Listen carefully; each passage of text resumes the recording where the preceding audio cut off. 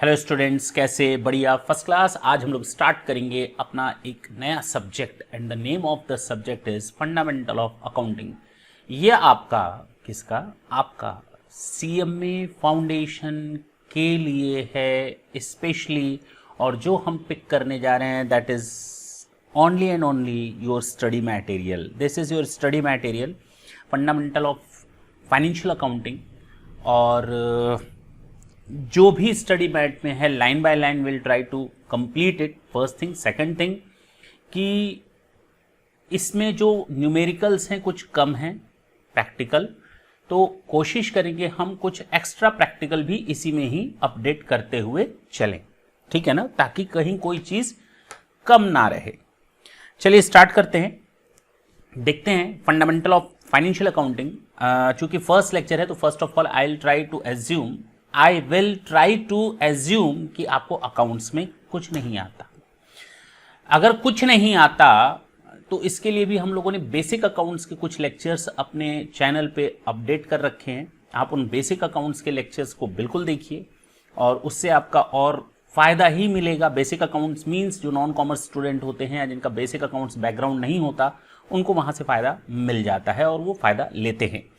चलिए, जो भी आपका स्टडी पैड में है will try to cover it line by line. और जैसा कि ये फर्स्ट चैप्टर है, अकाउंटिंग प्रिंसिपल्स वगैरह सारी चीजें हम लोग जानेंगे क्या होता है।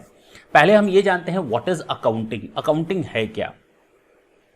अकाउंटिंग का जब नाम आता है ना, अच्छा, इसमें एक चीज और खास बात कि जैसे जैसे आपकी थ्योरी चलेगी ना, सामने मैंने आपके कीवर्ड्स दिए हुए हैं, इधर देखें साइड में कीवर्ड्स आपके हर एक टॉपिक के दिए हुए हैं, जो भी थ्योरेटिकल पॉइंट है, जिससे आपको अपने बुक से अपनी चीजों को मैच कराने का मौका मिल सके और समराइज करने का मौका मिल सके।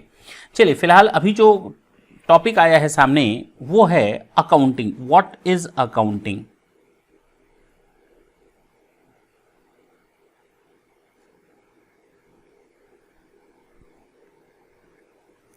अगर हम बात करते हैं अकाउंटिंग की तो सबसे पहले दिमाग में ख्याल आता है एक बिजनेस। भाई अकाउंटिंग किसका? बिजनेस का। तो सबसे पहला जो माइंड में स्ट्राइक करता है वर्ड वो होता है बिजनेस, कि हम एक बिजनेस कर रहे हैं। बिजनेस, सर बिजनेस का मतलब तो ये हुआ कि प्रॉफिट कमाता होगा ना। हम प्रॉफिट मेकिंग और नॉन प्रॉफिट मेकिंग दोनों की बात कर रहे हैं। जहां जहां पर फंड इन्वॉल्व होगा, जहां जहां पर आपका फंड या फाइनेंस इन्वॉल्व होगा, फंड मनी इन्वॉल्व होगी, जिस जिस ऑर्गेनाइजेशन में, चाहे वो प्रॉफिट मेकिंग हो चाहे वो नॉन प्रॉफिट मेकिंग ऑर्गेनाइजेशन हो, दोनों को अकाउंटिंग को मेंटेन करना पड़ता है। सर, प्रॉफिट मेकिंग ऑर्गेनाइजेशन का मेन ऑब्जेक्ट होता है प्रॉफिट अर्न करना। नॉन प्रॉफिट ऑर्गेनाइजेशन का मेन पर्पस होता है लोगों को सर्व करना, सर्विसेज देना। सर कोई example? Non profit organization, not for profit making organization आखिर अकाउंटिंग क्यों रखेगा? अरे आप देखते नहीं है गवर्नमेंट का जो कभी कभी न्यूज हेडलाइंस चलता है उसमें लिखा रहता है कि फलाना ऑर्गेनाइजेशन जो आउटसाइड इंडिया से फंड लेता था उसके अकाउंट्स की जांच की जा रही है। सुनने में आता है ना? क्यों भाई? ताकि ये पता चल सके कि पैसा कहां से लिया गया और कहां दिया गया, कहां से लिया गया और कहां दिया गया। बैंक अकाउंट्स वगैरह की डिटेल्स और उनके अकाउंटिंग की इंफॉर्मेशन ली जाती है। तो केवल ये सोचना कि account is to be maintained only by profit making organization and it is not required by the not for profit organization, it is 100% wrong perception. तो आज से ये जान लें कि accounting profit organization as well as not for profit organization दोनों को maintain करनी पड़ती है। सर छोटे बिजनेसमैन को भी क्या बुक्स ऑफ अकाउंट मेंटेन करनी पड़ती है? हाँ और ना, दोनों हो सकता है, हाँ भी और ना भी। लीगलिटी के फॉर्म में देखा जाए तो कई जगहों पर छोटे ऑर्गेनाइजेशंस को माफ किया जाता है कि भैया आप बहुत छोटे बिजनेसमैन हो, you are exempt to maintain your books of account. But yes, on the other hand this is the extra benefit which an organization can get by maintaining their books of account। किस तरह से वो extra benefit ले सकते हैं इन books of account को maintain करके? चाहे छोटे से छोटा बिजनेसमैन क्यों ना हो, अगर वो अपने बिजनेस में बुक्स ऑफ अकाउंट मेंटेन करता है तो उसको फायदा ही मिलेगा, घाटा नहीं होगा, लॉस नहीं होगा। इसके बारे में हम लोग डिटेल में डिस्कशन करेंगे, चिंता करने की बात नहीं है। तो अभी तक ये चीज समझ में आई। सर अकाउंट का मतलब क्या होता है? हम लोग को तो अकाउंट्स का मतलब यही होता है कि debit as well as credit. मेरा एक बिजनेस ऑर्गेनाइजेशन है, छोटा हो या बड़ा हो, उसमें मैं अकेले काम नहीं करता। They are so many different parties which are working together for a common purpose. मैं हूं, मेरा स्टाफ है, टीम मेंबर्स हैं, सारे लोग काम करते हैं और सबका टारगेट एक होता है। This is called a business. और उस बिजनेस को करते समय कई डिफरेंट तरह के ट्रांजैक्शंस होते हैं। आगे चलकर हम आपको यह भी बताएंगे what are the differences between the transactions and events. Transaction और इवेंट्स में क्या फर्क होता है? इवेंट्स यानी घटनाएं, ट्रांजैक्शंस मींस सौदे। इन दोनों में क्या फर्क है वो भी हम आपके साथ डिस्कस करेंगे। तो कहने का मतलब ये हुआ कि अगर कोई बंदा अपना बिजनेस करता है, चाहे वो प्रॉफिट मेकिंग हो, नॉट फॉर प्रॉफिट मेकिंग हो, बिजनेस एक्टिविटीज करता है और कई लोग टीम मेंबर मिलकर के उस बिजनेस को संभालते हैं या उस पर वर्क करते हैं कॉमन पर्पस के लिए, एक ऑब्जेक्ट के लिए, तो वहां पर अकाउंटिंग रखनी जरूरी है। क्योंकि वो जो कॉमन पर्पस के लिए काम कर रहे हैं, they are working for themselves but having a common purpose. चाहे वो सर्विस देने की बात हो, चाहे माल को खरीदने और बेचने की बात हो। Is it clear? जी सर। तो इंट्रोडक्शन ऑफ फाइनेंशियल अकाउंटिंग, ये सेम आपके स्टडी मटेरियल से है। देखिए सामने है introduction to financial accounting, same यहां पर है। Economic activities and business. सबसे पहले हम लोग को ये देखना पड़ेगा, बिजनेस है, हाँ, इकोनॉमिक एक्टिविटीज है, हाँ, सब लोग मिलकर के काम कर रहे हैं, कॉमन पर्पस के लिए काम कर रहे हैं, हाँ।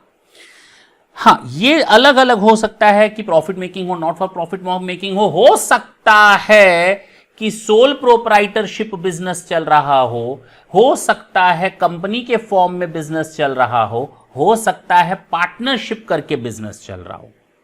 Is it clear? तो किसी भी स्टेटस में हो सकता है आपका बिजनेस। और यहां पर सबसे जो मेजर फैक्टर होता है वो होता है हमें अल्टीमेट अपने कंज्यूमर को सेटिस्फाई करना है, that is okay, but as well as the main object is to earn profit. Earn profit main object होता है, तो क्या आप गांजा, चरस ये बेच करके कमा लेंगे? नहीं सर, ऐसे नहीं। सर इससे क्या कंज्यूमर को सेटिस्फैक्शन नहीं मिलता? बिल्कुल मिलता है। लेकिन हम दो तरह से बिजनेस को देखते हैं, लीगल और इलीगल बिजनेस, ठीक है ना। लीगल और इलीगल बिजनेस, अगर कोई चोरी करता है, डकैती डालता है, तो क्या उसको अकाउंटिंग मेंटेन करनी पड़ती है? हाँ, अगर वो चाहे तो उसकी भी अकाउंटिंग मेंटेन करे। सर अगर कोई गांजा, चरस ये सब बेचता है तो क्या उसकी अकाउंटिंग मेंटेन करता है? करता है, लेकिन चोरी छुपे करता है, दुनिया को पता नहीं चलता, जिसको हम लोग कभी कभी लाल डायरी भी बोलते हैं, ठीक है ना। ठीक, हरी डायरी रखे, पीली डायरी रखे, कोई मतलब नहीं, लेकिन नॉर्मली वो लाल डायरी। Business requires resources. जब हम बिजनेस करते हैं ना, तो वहां पर डिफरेंट रिसोर्सेज की जरूरत पड़ती है। Man, material, machine, capital. Economics में आपने थोड़ा बहुत देखा होगा, नहीं देखा है तो ये आप देखेंगे कि जब हम बिजनेस करते हैं तो उसमें डिफरेंट रिसोर्सेज की जरूरत पड़ती है। रिसोर्सेज का मतलब, सबसे पहले अगर मैं बिजनेस स्टार्ट करने जा रहा हूं तो कैपिटल की जरूरत होगी। अब वो कैपिटल मेरे घर से आई, मैंने कहीं से ली, उधार ली, लोन लिया, और उसका कहां कहां यूटिलाइजेशन किया। जहां से मैंने पैसा लिया दैट इज ओके, किन किन रिसोर्सेज से पैसा लिया और कहां कहां यूटिलाइज कर रहा हूं। हो सकता है मैंने पैसे को यूटिलाइज किया कहां पे, मशीन खरीदने में। हो सकता है मैंने पैसे को यूटिलाइज किया उधार माल बेचने में, खरीदा होगा माल उसको बेचने में।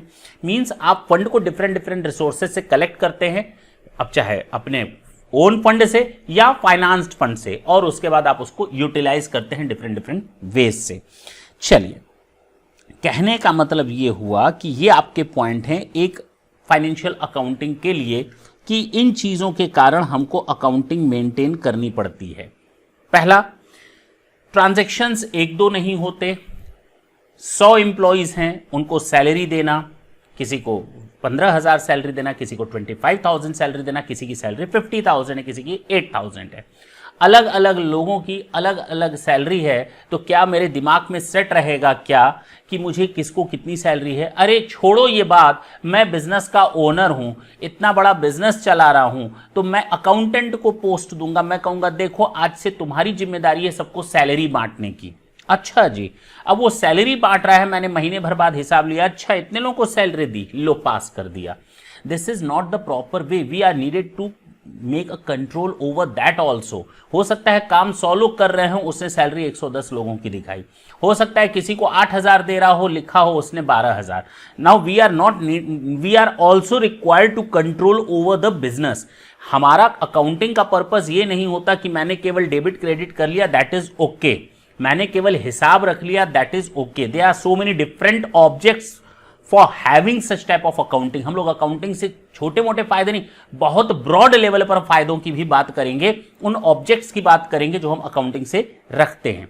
हाँ, ये चीज क्लियर हो गई कि छोटा बिजनेसमैन हो, बड़ा बिजनेसमैन हो, अगर उसको अपने बिजनेस को प्रॉफिट ओरिएंटेड ले जाना है, या अपने लॉस को प्रॉफिट में कन्वर्ट करना है, या उसको अपने कंपटीटर से कंपीट करना है, या उसको गवर्नमेंट को टैक्सेशन देना है, या उसको बाहरी लोगों को, दुनिया को दिखाना है, देखो ये मेरा बिजनेस है, कितना बढ़िया और चंगा चल रहा है, मुझे तुम लोग और फंड दो, मैं और फंड रेज करना चाहता हूं, तो बट ऑब्वियस है इन सब चीजों के लिए उसको अकाउंटिंग तो मेंटेन रखनी पड़ेगी। अरे छोड़ दो बाहरी लोगों को, मुझे तो खुद पता चले ना कि मेरा बिजनेस प्रॉफिट में जा रहा है या लॉस में जा रहा है। अरे मुझे यह भी तो पता चले ना कि मेरे जो एसेट्स और लायबिलिटीज हैं वो कितने हैं, मुझे कहां कहां से और किसको किसको पैसा देना है, ये कैसे पता चलेगा? That is only and only due to our accounting. अरे मेरे बिजनेस में जिन लोगों ने पैसा लगाया है उनको भी तो पता चलना चाहिए कि इसका बिजनेस ठीक जा रहा है, जो फंड हमने इसको दिया था वो प्रॉपर जगह पर इन्वेस्ट हुआ है और फंड का यूज सही तरीके से हो रहा है। हाँ, इन चीजों के लिए भी हमें अकाउंटिंग मेंटेन करनी पड़ती है।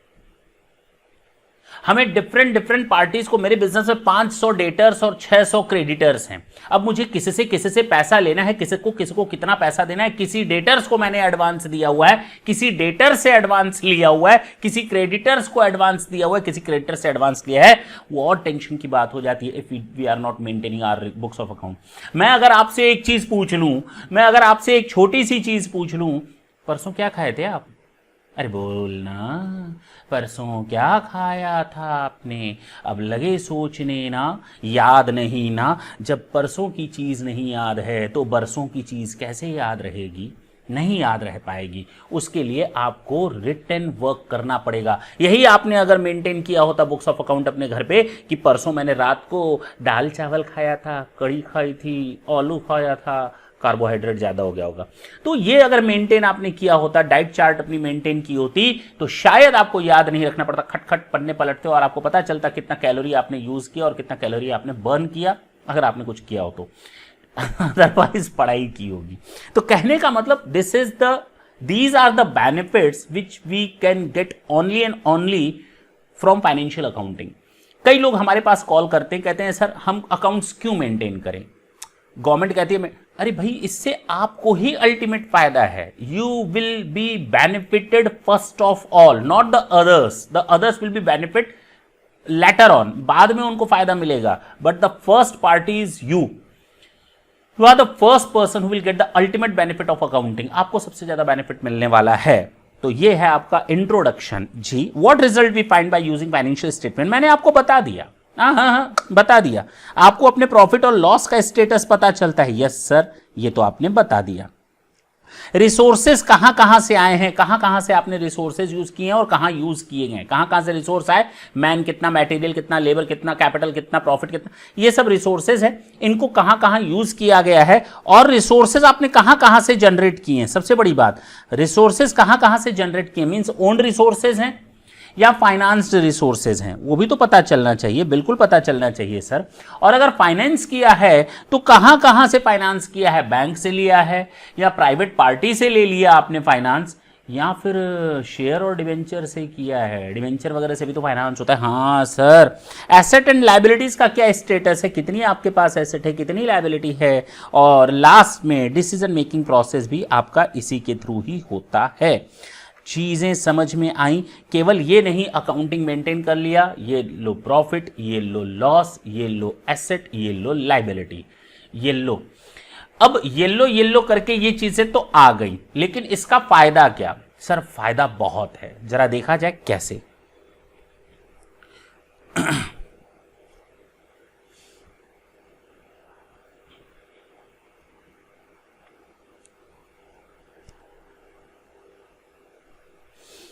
2 मिनट के लिए, जिनको आता है वो ठीक है, जिनको नहीं आता वो उनको भी समझ में आ जाएगा, टेंशन लेने की जरूरत न को।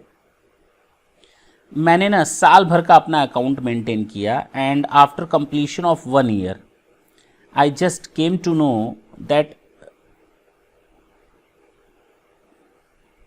मुझे पता चला कि मैंने ना साल भर में अपने बिजनेस में टी एंड रिफ्रेशमेंट के नाम से 2018-19 में 1,50,000 खर्च किया था। मेरी ऑफिस में खर्च हुआ था चाय पानी पर। सर आपने पिया नहीं, मैं सबकी बात कर रहा हूँ, सारे ऑफिस वालों ने पिया। 1920 की मैं बात करूँ तो मेरी ऑफिस में 2,20,000 का रिफ्रेशमेंट हुआ। चूँकि मैं होलसेल भले हूँ बिजनेस का, लेकिन अकाउंटिंग कोई और देखता है, ठीक है ना। तो 20-21 में मैंने देखा 2,80,000 हो गया। नाउ फर्स्ट ऑफ ऑल ये ट्रेंड क्यों है, टी एंड रिफ्रेशमेंट में आखिर ये खर्चा बढ़ क्यों रहा है? क्या आप नहीं देखना चाहेंगे, आप नहीं पता करना चाहेंगे कि 18-19 में 18-19 में it was ₹1,50,000 while in 1920 it was increase from 150 to 220 and in the current year in 2021 it is increase from 220 to 280। Why there is it is increasing day by day? खर्चे क्यों बढ़ रहे हैं? हो सकता है कि हमारे बिजनेस की सेल बढ़ रही हो, और अगर सेल बढ़ रही है इस साल के मुकाबले यहाँ पर, और हो सकता है हमारे कस्टमर्स बढ़ रहे हों, नंबर ऑफ कस्टमर्स बढ़ रहे हों, हो सकता है इस साल के मुकाबले यहाँ पर। बोलो हाँ या ना? तो सर बट ऑब्वियस है रिफ्रेशमेंट कॉस्ट बढ़ेगी, हॉस्पिटलिटी कॉस्ट बढ़ेगी, हाँ या ना? और भी कई रीजंस हो सकते हैं, नंबर ऑफ एम्प्लॉयज बढ़ गए, वॉक इन्स बढ़ गए, तो हो सकता है इनके कारण आपका टी एंड रिफ्रेशमेंट कॉस्ट बढ़ गया बिजनेस का। Yes then that is okay, कोई दिक्कत नहीं है, आपको ये जानना जरूरी है। लेकिन मान लेते हैं कि 2021 में हमारा लेस हुआ था सेल, कस्टमर कम हो गए थे या एम्प्लॉयज कम हो गए थे, whatever the business you are running that is up to you to consider कि आप खर्च कहां करते हैं टी एंड रिफ्रेशमेंट का।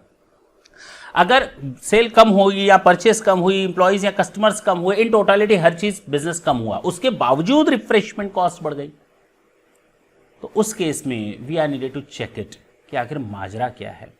बढ़ रहा था तो ठीक है, घटते समय कैसे बढ़ सकता है? खाली बैठे तो दिन भर काएं करेंगे, मतलब खाते रहेंगे क्या? तो कहने का मतलब we are needed to check these type of things. और देखिए ना, फायदा ही मिलेगा इससे। क्या मिलेगा? हाँ, जिस साल नुकसान हुआ है then that is okay, but we can control these type of expenditure in near future. हम इस पर एक तरह से कंट्रोल कर सकते हैं, और अगर हम ये मेंटेन नहीं करते तो शायद हम कंट्रोल भी ना कर पाते। बोलो ना। यस सर, बिल्कुल सही बात आपने बोली। तो अब आपको ये हमें बताने की जरूरत नहीं है, this is your first point. ये मैंने आपको पूरा का पूरा बता दिया टॉपिक। नेक्स्ट टॉपिक की ओर चलते हैं। This is your definition of accounting. अब अकाउंटिंग की डेफिनेशन की बात मैं करूं तो सबसे पहले ये होता है कि हमको रिजल्ट चाहिए, प्रॉफिट हुआ या लॉस। अब रिजल्ट आपको मालूम है कि हमको क्या चाहिए, प्रॉफिट चाहिए या लॉस, वो हमें पता करना है, लेकिन उसके लिए हमें खूब मेहनत करनी पड़ती है भाई। ऐसा नहीं है कि सोच लिया अकाउंटिंग और अकाउंटिंग हो गई। हमें सबसे पहले चीजों को आइडेंटिफाई करना पड़ेगा। क्या करना पड़ेगा?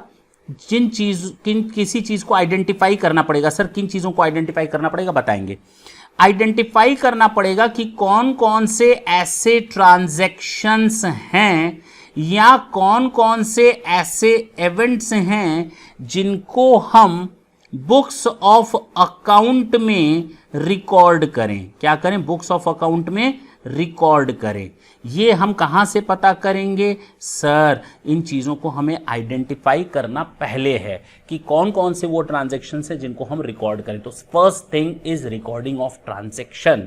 बेसिक चीज़ तो वहीं से स्टार्ट होती है कि आप अपने बुक्स ऑफ अकाउंट को रिकॉर्ड कैसे करते हैं, बुक्स ऑफ अकाउंट में ट्रांजैक्शंस को कैसे रिकॉर्ड करते हैं, फर्स्ट थिंग। अच्छा, रिकॉर्ड करने के बाद हमें यह जानना होता है, क्योंकि मैंने आपको यह बताया था कि हमें इससे दो चीजें जाननी होती हैं कि हमारा प्रॉफिट या लॉस क्या हुआ, और दूसरा हमारे एसेट्स एंड लायबिलिटीज कितनी हैं। बोलो ना, दो चीजें जाननी होती हैं कि हमारे बिजनेस में प्रॉफिट कितना हुआ, लॉस कितना हुआ, किससे कितना लेना है, किसको कितना देना है, या एसेट्स एंड लायबिलिटीज कितनी है। ये दो चीजें, इसको हम लोग कहते हैं फाइनेंशियल पोजीशन।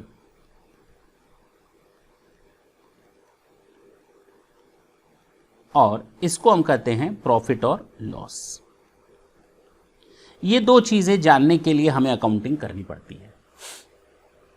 तो सबसे पहले हमें रिकॉर्डिंग करनी पड़ेगी, उसके बाद ट्रांजैक्शंस को क्लासिफाई करना पड़ेगा। क्लासिफाई करना पड़ेगा कौन कौन सा रेवेन्यू नेचर का है, कौन कौन सा कैपिटल नेचर का है। कौन कौन सा रेवेन्यू नेचर का है सर, ये क्या है, आएगा देखेंगे। कौन कौन सा रेवेन्यू नेचर का है और कौन कौन सा कैपिटल नेचर का है, ये हमें देखना पड़ेगा।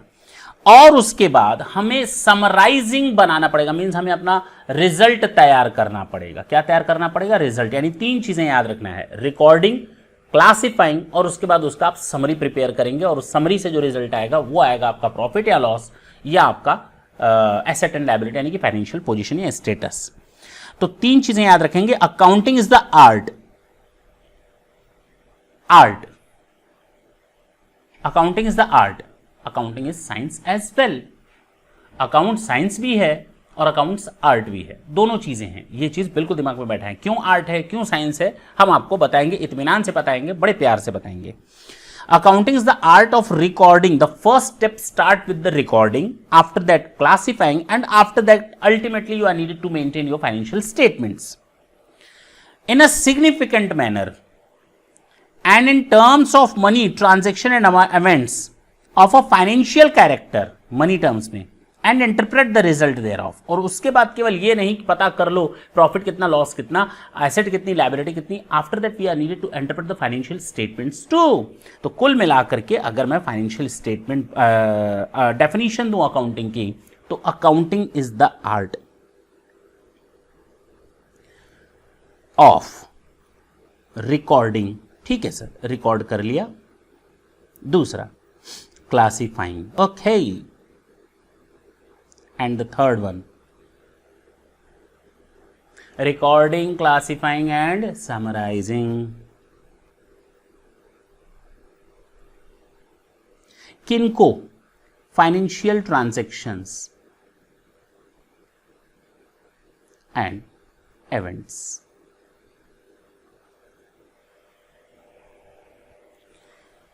और उसके बाद जब हम रिकॉर्ड कर लेते हैं फाइनेंशियल इवेंट्स एंड ट्रांजैक्शंस को, उसके बाद हमें रिजल्ट में मिलता है, या आप कह सकते हैं इंटरप्रिटेशन। इंटरप्रिटेशन मींस क्यों और कैसे, क्यों और कैसे, ये चीजें पता करना, ये होता है अकाउंटिंग। ये है आपका अकाउंटिंग। ऐसा नहीं है कि अकाउंटिंग का रिजल्ट, जैसे मान लीजिए आपने सीएमए फाउंडेशन में आपने एंट्री ली, आपको मालूम है after passing the CMA foundation आप सीएमए बन गए। नहीं सर, आप मजाक कर रहे हैं। आपको उसके बाद क्या करना पड़ेगा, सीएमए इंटर, उसके बाद आप सीएमए बन गए। नहीं सर, आप फिर मजाक कर रहे हैं। तो आपको क्या करना पड़ेगा, CMA final. After passing all these three examination line by line, now it is not up to you to start with CMA final। अभी हम CMA final कर लेते हैं, बाद में हम CMA enter करेंगे, उसके बाद CMA फाउंडेशन करेंगे। ये आपके ऊपर नहीं है। You are needed to go with line by line according to the structure। तो आपको सबसे पहले CMA फाउंडेशन पास करना है। This will take 1 year। 2 minute के लिए मान लेते हैं, ये आपको पूरा 1 साल लेता है। कैसे 1 साल लेता है, मैं उसकी बात करता हूँ। नॉर्मली अगर आपने 11th पास किया, सर जाहिर सी बात है अगर हम सीएमए कर रहे हैं 11th पास किया है, 11th पास किया कितने साल में, सर 1 साल में। अच्छा, कौन सा सेशन था, सर 1920 में हमने पास किया था। चलिए 18-19 कर लेते हैं, हमने ईयर 18-19, और मान लेते हैं कि ईयर स्टार्ट होता है आपका 1 अगस्त से। चलिए 1 अप्रैल मान लेते हैं, 1 अप्रैल से पूरे 1 साल तक के लिए, ठीक है ना। आप पढ़ते रहते हैं, आपको पता नहीं होगा कि उस समय रिजल्ट क्या आएगा। After passing when you will get the result, at that time you came to know that yes मैंने कितनी एफर्ट्स की। साल भर आप पढ़ते रहो, मार्क्स नहीं आए, लोग कहेंगे देखो बेवकूफ बनाता था किताब हाथ में लेकर के। वही चीज यहां पर भी है। मेरी बात ढंग से समझना, मैं जो बोल रहा हूं बिल्कुल जो आप आज तक काम करते आए हैं वो डायरेक्टली को रिलेट कर सकते हैं आप अपने बिजनेस से। जो आपने मार्च में, अप्रैल में पढ़ा था, अप्रैल 18 में, क्या उस समय आपको मालूम था मेरे मार्क्स कितने आएंगे मार्च में? नहीं। आप पढ़ रहे थे ना? हाँ। कोचिंग भी जा रहे थे ना? हाँ। उस समय ठीठी ठूठू यानी ठिठोली भी होती थी, मूवीज भी जाते थे, दोस्तों के साथ हैंग आउट्स भी करते थे, पार्टीज पे भी जाते थे, शादी और रिलेटिव्स के यहाँ भी जाते थे। हाँ सर, सब कुछ करते थे, लेकिन you were not knowing that what would be the result. हो सकता है आप बहुत घूमने वाले हो सकता है बहुत पढ़ाकू हो, डर दोनों को लगा रहता है। अच्छा, लेकिन आपने अप्रैल मई जून 3-4 महीने पढ़ाई की, उसके बाद एक टेस्ट हुआ, एग्जाम हुआ आपका कॉलेज में, आप उसमें पास कर गए, वो आपका एक रिजल्ट था। But you can not say that you have passed out your 11th, still you are working hard. आप थोड़ा और प्रमोट हुए कि मुझे थोड़ा और मेहनत करना चाहिए, मुझे पता चल गया कि इसमें कुछ कमी है। आपने फिर एफर्ट्स किया, हाफ ईयरली एग्जाम हुआ, आपके सामने फिर रिजल्ट आया। Now you came to know that yes where you are lacking, आपने उन कमियों को दूर करने की कोशिश की। इसी तरह से 11th पूरे 1 साल पढ़ा, और देखो ना, किताबें बहुत सी पढ़ी होंगी तूने, मगर कोई चेहरा भी तूने पढ़ा है। मान लेते हैं ये किताबें हैं जो आपने पढ़ी हैं, अकाउंट हो गया, मैथ्स वगैरह जो भी हो, हिंदी हो गया, ये आपके सब्जेक्ट्स हैं। इतनी मोटी मोटी किताबें, नहीं है मोटी, अब मोटी हो गई ना, इतनी मोटी मोटी किताबें, अच्छा और कर दें, अभी भी कम है, तो इतनी मोटी मोटी किताबें आपने पढ़ी, और रिजल्ट एक पेज में आ गया। कितने पेज में आया? सिंगल पेज में। ये लो, ये आपका रिजल्ट है। कब आया? पढ़ाई साल भर इतनी मोटी किताबों का, और रिजल्ट कितना? 1 पेज का। सेम यही चीज आपके बिजनेस में भी होता है। आप journal, ledger, cash book, debtors ledger अलग, मान लेते हैं बहुत बड़ा बिजनेस है, क्रेडिटर्स लेजर अलग बना रहे हैं, इतनी किताबें बनाई, और आपका जो रिजल्ट आएगा ना इन किताबों का, वो 1 पेज में आएगा, जिसको हम लोग कहते हैं फाइनेंशियल स्टेटमेंट्स। क्या बोलते हैं? और जिस तरह आपको डेली नहीं पता चल रहा था कि फायदा हुआ या नुकसान, आपका रिजल्ट पॉजिटिव आएगा निगेटिव आएगा 11th में, उसी तरह आपको यहां नहीं पता चल रहा था कि साल के अंत में प्रॉफिट कितना होगा। लेकिन जिस तरह हर 3 महीने में आपका एग्जाम हो रहा था, एंड यू वेयर नोइंग कि हाँ ये मेरा लास्ट रिजल्ट नहीं है इस साल का, इसमें अभी हम और तरक्की कर सकते हैं, इसी तरह आप अपने फाइनेंशियल स्टेटमेंट को पार्ट पार्ट पे तोड़ सकते हैं। 3-3 महीने का रिजल्ट आप देख सकते हैं। वो एंटरिम फाइनेंशियल स्टेटमेंट्स होते हैं जो आपको और प्रमोट करते हैं कि अभी टाइम है, थोड़ा और मेहनत करो, प्रॉफिट बढ़ जाएगा। जिस तरह आपने अपने टेस्ट देकर अपने मार्क्स को बढ़ाने की कोशिश की लास्ट रिजल्ट में, 11th हो या 12th हो, उसी तरह आप अपने बिजनेस में भी ऐसा कर सकते हैं, कोई कमी नहीं है। लेकिन हाँ, अल्टीमेटली जिस तरह आप अपने कॉलेज टाइम में 1 ईयर्स के आप रिजल्ट लेते थे, in the same way business में भी आपको 1 साल का रिजल्ट चाहिए होता है। आप साल भर में 10 रिजल्ट निकालिए, nobody is concerned with that, might be you are others are concerned, लेकिन अल्टीमेटली हर कोई देखेगा कि 1 साल का रिजल्ट कितना हुआ। जिस तरह आपकी पढ़ाई में 1 साल का रिजल्ट 1 पेज में आता था, वहां यहां पर भी हमको वो 1 साल का रिजल्ट 1 पेज में लाना पड़ता है। अब समझ में आया मैंने ये कहानी क्यों बताई? इसी को हम कहते हैं फाइनेंशियल स्टेटमेंट, जिससे आपको प्रॉफिट या लॉस पता चलता है, as well as the financial position, what the amount is to be received and what the amounts are payable, what the assets are there, what the liabilities are needed to पे।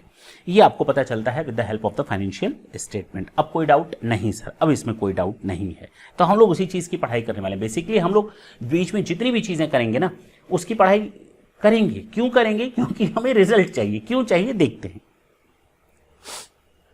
तो अब ये समझ में आया डेफिनेशन। अब अगर मैं बोलूं what is accounting, definition by the American Institute of Certified Public Accountant, क्या बोला है उसने? Accounting is the art of recording, सबसे पहले recording, classifying and summarizing in a significant manner of a financial statement and interpretation of the result there of, that's it. अब किसका transaction, किन को हम रिकॉर्ड करते हैं, किन को हम समराइज करते हैं? That is transaction and events, जिनको आप मनी टर्म्स में कन्वर्ट कर सकते हैं। मनी टर्म्स में, अगर कोई चीज मनी टर्म्स में कन्वर्ट ना की जा सके तो उसको आप रिकॉर्ड नहीं कर सकते।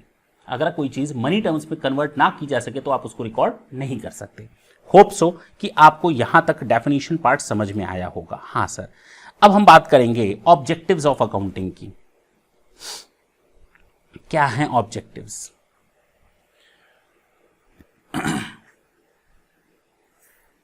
मैंने आपको बता दिया है, कहानी की तरह आपको अभी तक जितना भी पढ़ा है ना, मैक्सिमम चीजें ऑलरेडी कवर्ड हो चुकी हैं।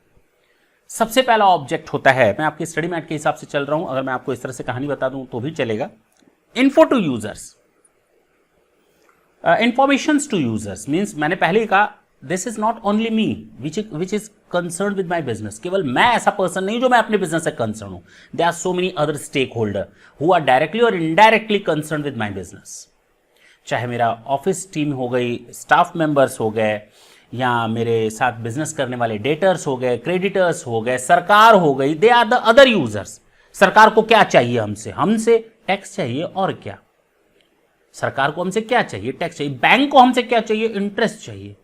जिनको मैंने पैसा दिया है उनसे मैंने क्या चाहिए? मुझे वहां से इंटरेस्ट चाहिए। अच्छा, मैंने किसी को एडवांस पैसा दिया, मुझे उससे माल खरीदना है, किसी ने मुझसे माल खरीदा है, किसी को मैंने माल बेचा है। Now these are the parties which are involve directly और इनडायरेक्टली इन माई बिजनेस।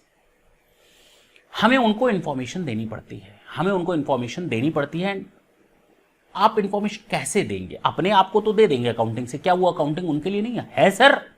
बिल्कुल है, हमें उनको देनी पड़ेगी इंफॉर्मेशन। जिन लोगों ने मेरे बिजनेस में पैसा लगाया है डायरेक्टली और इनडायरेक्टली, उन लोगों ने जिनके बिजनेस में मैंने पैसा लगाया है डायरेक्टली इनडायरेक्टली, उनको भी हमारे बिजनेस स्टेटस के बारे में जानकारी होनी चाहिए। अच्छा, तो इसमें हम लोग देखेंगे आगे चल करके internal users and external users, आगे चल करके देखेंगे, अभी नहीं। लूजर्स नहीं, यूजर्स। रिकॉर्डिंग ऑफ ट्रांजैक्शन, ठीक है। ऑब्जेक्टिव्स क्या है अकाउंटिंग का? सर रिकॉर्डिंग करना, ठीक है। रिजल्ट्स ऑफ ट्रांजैक्शंस, उन ट्रांजैक्शंस का रिजल्ट, प्रॉफिट आया, लॉस आया, क्या आया, ये भी तो बताओ। फाइनेंशियल पोजीशन, कितनी एसेट्स देनी, कितनी लायबिलिटीज देनी। Solvency position, okay, with the help of the financial position everybody can come to know कि हमारे बिजनेस में सॉल्वेंसी पोजीशन क्या है। सॉल्वेंसी पोजीशन बताइए ना सर, हम लोग को क्या मालूम सॉल्वेंसी का मतलब क्या होता है? अगर मेरे चाय वाले को, जिसके यहां से मैं चाय मंगाता हूं, अगर उसको पता चल जाए कि इस बंदे का धंधा बंद हो रहा है, बहुत नुकसान हो रहा है, कमा नहीं पा रहा है, तो क्या वो मुझे कल से चाय देगा? सोचेगा, वो बहाना बनाएगा, कहेगा मालिक, सर बॉस, आपको अभी तक हम 10-10 दिन की उधार चाय देते थे ना, हमारे ग्वाले ने ना अब दूध देना बंद कर दिया है। ग्वाले ने दूध देना बंद कर दिया, उसने कहा, मैंने कहा तो अब हमें डेली आप कैश देंगे तभी हम आपको चाय दे पाएंगे। उसने बहाना बना करके बोला, अब आप हमें डेली कैश देंगे तभी हम आपके यहाँ चाय सप्लाई कर पाएंगे, क्योंकि उसे हमारी इंटरनल इन्फॉर्मेशन पता चल गई थी। अब बात समझ में आई? तो उसने हमको चाय देने से मना कर लिया। सोचो, मैंने बहुत छोटी बात की। अगर ये मैटर मैं थोड़ा और बड़ा कर दूं आपको समझाने के लिए, अगर किसी क्रेडिटर, डेटर्स, बैंक वगैरह को ये पता चल जाए कि इस बंदे का बिजनेस सही नहीं चल रहा और हमने इसको लोन दिया हुआ है, they will start to tight me. वो तुरंत नोटिस भेजेंगे, पैसा लाओ हमारा, कहीं डूब ना जाए, कहीं डूब ना जाए। तो यही चीज होती है, ये होती है सॉल्वेंसी पोजीशन। सॉल्वेंसी पोजीशन का मतलब है क्या मेरे बिजनेस में इतना कैश है, इतना अमाउंट है कि मैं अपने लायबिलिटीज को रियल मींस मीट आउट कर पाऊं इजीली। अब समझ में आया? इसको हम कहते हैं सॉल्वेंसी, इसको हम कहते हैं सॉल्वेंसी।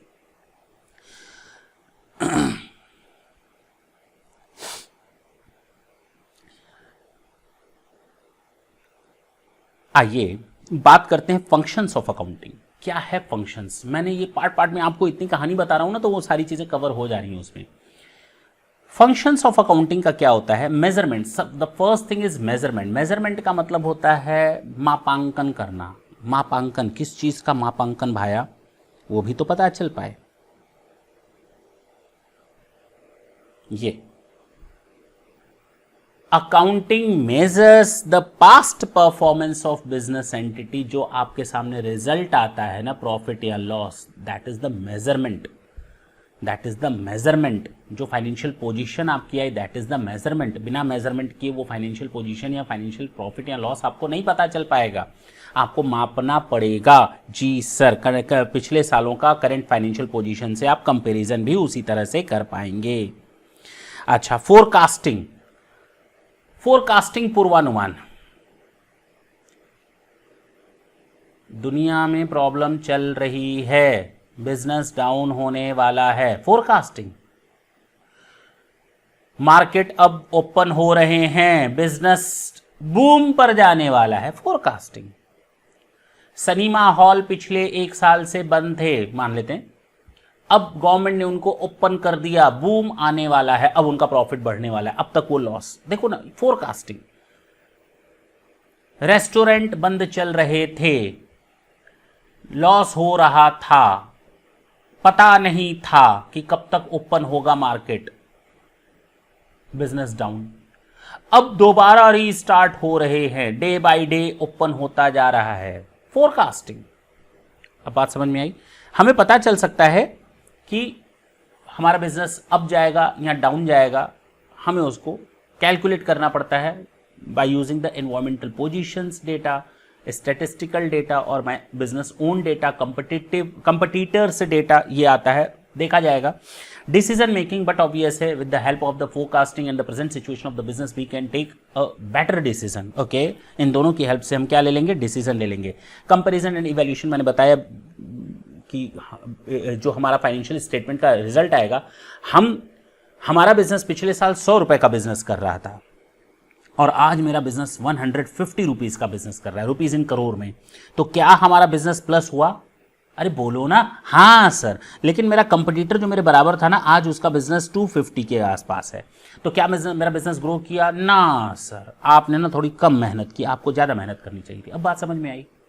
मेरा कंपटीटर पिछले साल 100 पर था, आज 60 पर है, और ये सर ये तो गलत हो गया, ये तो बहुत गलत हो गया, उसके साथ अत्याचार हो गया। हाँ बिल्कुल ठीक है, this is the market, this is the market. अच्छा, कंट्रोल, जब अकाउंट्स होगा, मैंने बताया ना, चाय ज़्यादा क्यों पी वो पता करना पड़ेगा, this is all about the control. Government regulation and taxation, government को भी तो हमसे क्या चाहिए? टैक्स चाहिए। अगर गवर्नमेंट को हम अपनी अकाउंटिंग देते हैं, जैसे मान लो ओनियंस की बात करते हैं, प्याज की बात करते हैं, तो ओनियंस क्या होते हैं, अचानक मार्केट में कमी आ गई, तुरंत गवर्नमेंट कहती है रुको रुको रुको रुको, अब कोई एक्सपोर्ट नहीं करेगा ओनियंस के, एक्सपोर्ट पर हम स्टॉप कर रहे हैं, कोई अब ओनियन को एक्सपोर्ट नहीं करेगा। गवर्नमेंट ने तुरंत रिलीज किया, क्योंकि गवर्नमेंट के पास रियल टाइम डेटा अवेलेबल था। क्या था? रियल टाइम डेटा अवेलेबल था कि हमारे इतने ओनियन एक्सपोर्ट होने की कगार पर है, इतने ऑर्डर्स मिल चुके हैं। लेकिन अगर ये ऑर्डर्स एक्सेप्ट कर लिए गए और चला गया सामान, तो भैया क्या होगा? इंडिया में ओनियंस कम हो जाएंगे, डिमांड बढ़ जाएगी, सप्लाई नहीं रहेगी, महंगाई आसमान पर पहुंचेगी, सरकार गिर जाएगी। तो भैया गवर्नमेंट रेगुलेशन कर सकती है by having this type of data, and as well as the government can estimate their taxation amount also. Government को कितना टैक्स लगाना चाहिए, कम लगाना चाहिए, ज़्यादा लगाना चाहिए, कहाँ पर ब्लैक मनी है, कहाँ उसको कैसे वाइट किया जा सकता है, each and everything is there. तो वो दिया गया है फंक्शंस ऑफ अकाउंटिंग में। अकाउंटिंग की हेल्प से ही ये पॉसिबल है। और सारा का सारा आप लोग देखते होंगे, जो पूरा वर्ल्ड है, पूरा का पूरा वर्ल्ड है, वो पूरी इकोनॉमी पर ही घूम रहा है, सारा का सारा वर्ल्ड। एक दूसरे, ये ज़्यादा ये कम, जो भी पोजीशंस हैं किसी भी कंट्री की, that is very much based upon their financial position. अगर आप फाइनेंशियली बहुत स्ट्रांग हैं, आप कुछ भी करेंगे, that is okay, that is acceptable at all. और फाइनेंशियल पोजीशन कब स्ट्रांग होगी? जब उस बिजनेस की जीडीपी बढ़ेगी। और जीडीपी कब बढ़ेगी? जब उस देश के लोग मेहनत करना जानते होंगे, अपनी स्किल को पॉजिटिवली यूज करना जानते होंगे। तो गवर्नमेंट भी उस हिसाब से अपना रेगुलेशन मेंटेन करती है, बनाती है।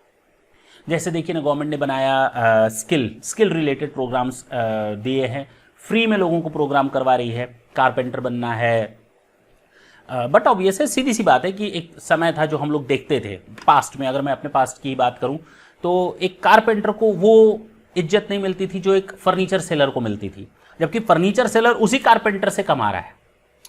बात समझना। एक मॉल में बिजनेस मॉल, जो बड़े बड़े मॉल्स होते हैं, वहाँ पर जो सैलून की इज्जत थी, वो एक नॉर्मल गली वाले सैलून की वो इज्जत नहीं रहती थी। लेकिन अब लोगों ने शायद वो डिफ्रेंशिएट करना थोड़ा बंद कर दिया है, काफ़ी हद तक बंद कर दिया है। अब इक्वल देखा जाता है। फिलहाल वहाँ पर अब मैं नहीं जा रहा। ये चीज़ समझ में आई जी। ये था आपका बेसिक अकाउंटिंग जो मुझे आज आपको बताना था। नेक्स्ट सेशन में हम लोग थोड़ा आगे जाएंगे, बिल्कुल डिफरेंट स्टेप्स लेंगे। मुझे बताना पड़ेगा, मुझे आपको बताना पड़ेगा ये बुक कीपिंग क्या होती है, ये अकाउंटिंग क्या होती है। यहाँ से हम लोग स्टार्ट करेंगे नेक्स्ट सेशन से, और पूरा का पूरा स्टडी मटेरियल ऐसे लाइन बाय लाइन। अब जब आप इसको पढ़ेंगे ना, you will feel very easy, means आपको कुछ लगेगा ही नहीं कि ये है, just like a story. Is it clear? Next session में हम लोग यहाँ से स्टार्ट करेंगे बुक कीपिंग एंड अकाउंटिंग के डिफरेंसेस से। तब तक के लिए चाहते हैं, bye bye, thank you, thanks a lot.